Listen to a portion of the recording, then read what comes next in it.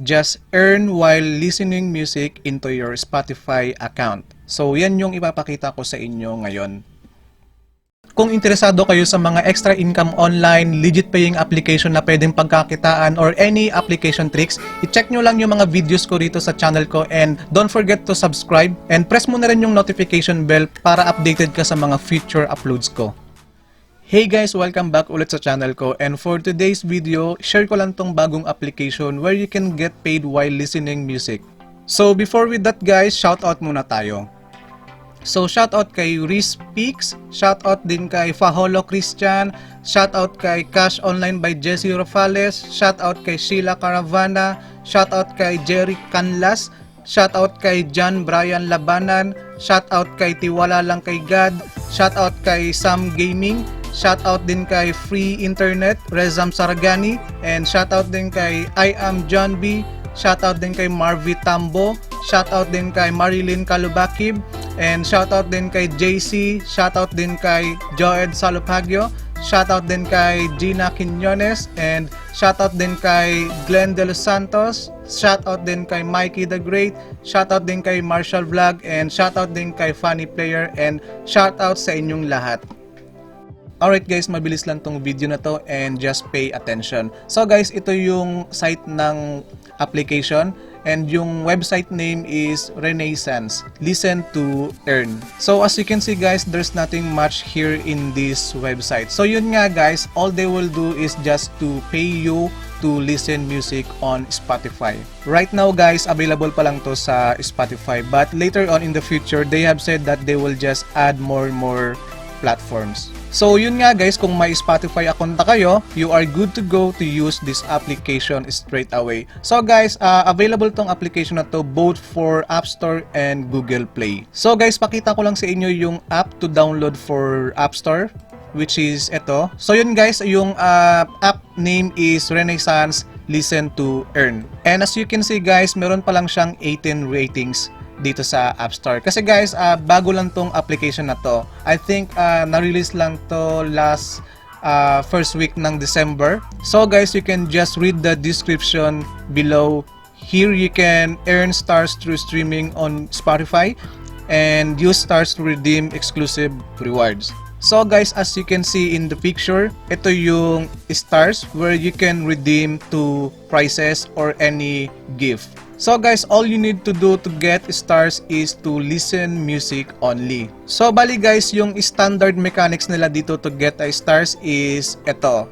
20 streams on Spotify is equal to 1 stars. And yun nga guys, yung daily cap nila or daily max is 5 stars. So basically guys, if you listen music on Spotify over 100 songs, yun guys, makaka-receive kayo ng 5 stars na reward. Bali guys, meron din tong daily task to earn additional stars.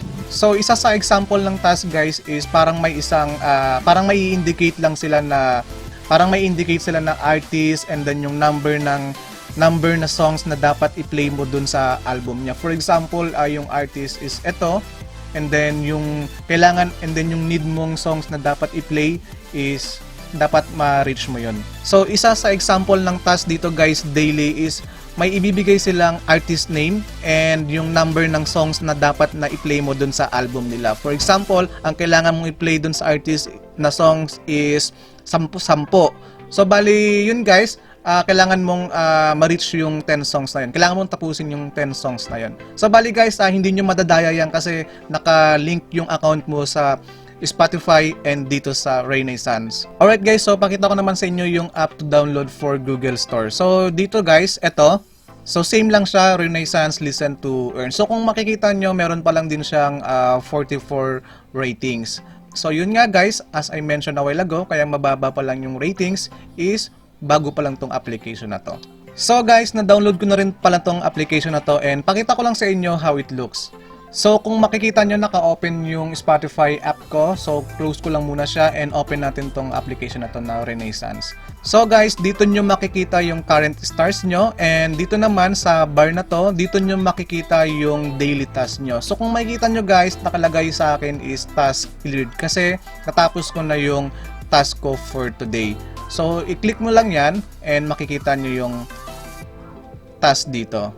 So, ito yung natapos kong task. Kung makita nyo guys, yung first task is connect to Spotify. So, yan yung unang gagawin nyo guys is to connect your Spotify account into this application. And then, update your name, then upload the profile photo, then, so ito nga yung sinasabi ko guys na isa sa task nila is magbibigay sila ng artist name and number ng songs kung ilan yung ipi-play mo.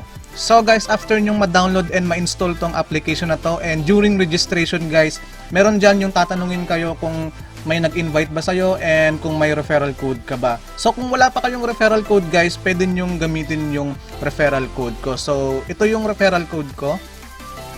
And ito rin yung link and yung code ko. So pwede nyong gamitin tong code ko guys. That's Chris, THATSCHRISS.